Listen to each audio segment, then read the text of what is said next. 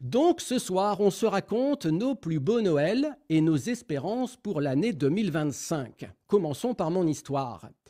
Voici quelques années, alors que j'habitais encore Marseille, l'interphone sonna et un livreur m'indiqua qu'il avait un colis pour moi, moi qui n'en attendais absolument aucun.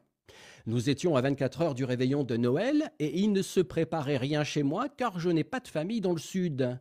Je descends 4 à 4 pour récupérer le colis en question, cet envoi mystère dont j'ignore l'expéditeur mais aussi le contenu, puisque je n'attendais rien. Une fois revenu dans l'appartement, je vois sur l'étiquette postale qu'il s'agit d'un colis envoyé par ma mère, elle que je vois si peu, elle qui est si loin. J'ouvre délicatement le colis, j'en sors une couche de protection de papier cartonné et là, croyez-le ou non, une magie s'opère. Je ressens sur le visage comme un vent chaud d'amour et de bienveillance qui finit par submerger tout mon corps. J'avais eu le temps dans ce bref instant de faire le lien entre le colis reçu à Noël et le cadeau qui m'était fait.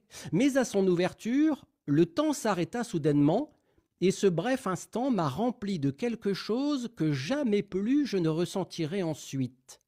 J'avais en moi tout à coup la patience et l'amour dont ma mère avait fait preuve pour préparer ce cadeau, comme si elle était parvenue à matérialiser par un vent chaud magique son amour pour moi, au-delà des objets qui avaient fait son choix.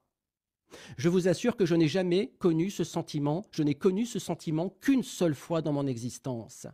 Un enveloppement de toute ma personne et de mon environnement, tout aussi bref que soudain, de tout ce que je suis, comme si maman m'avait enveloppé de ses bras et de ses sentiments maternels, en demeurant géographiquement loin, un amour qu'on identifie mal ou si rarement habituellement. Un peu comme cette brise d'été qui s'empare de votre corps avec bienveillance en vous apportant le bien-être qui vous manque. Le colis contenait une boîte de chocolat, une bouteille de mon whisky préféré, un parfum et une carte de vœux complétée par ma mère. Au-delà du contenu, le temps qu'elle avait consacré pour me satisfaire et le mettre en valeur me sautait au visage. Je n'oublierai jamais ce sentiment de chaleur qui m'a parcouru, de l'amour avec un grand A à n'en pas douter, tel qu'on ne le ressent peu fréquemment et parfois même jamais. Pour ce qui est de mes espérances pour l'année 2025, je ne suis pas Miss France et je ne vous dirai donc pas que je souhaite la paix dans le monde, car c'est tellement évident, qui n'en voudrait pas? Mais l'homme est bien plus compliqué que ça.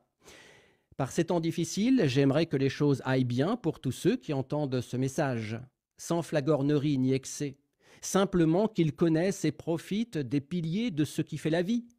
L'amour, la santé, la joie, le rire et l'argent, le tout en dose suffisante pour, lors du grand final, pouvoir déclarer « oui, ça valait le coup ». Quant à mes espérances personnelles, je pourrais vous mentir, mais j'ai décidé que ce soir, je ne mentirai pas. Je n'attends plus grand-chose de l'avenir, tant la vision de ma vie est dans le rétroviseur plutôt que face à moi. C'est donc plus vers vous que tous mes espoirs se dirigent. Alors en 2025, soyez simplement heureux pour vous et pour tous ceux qui ne le sont pas.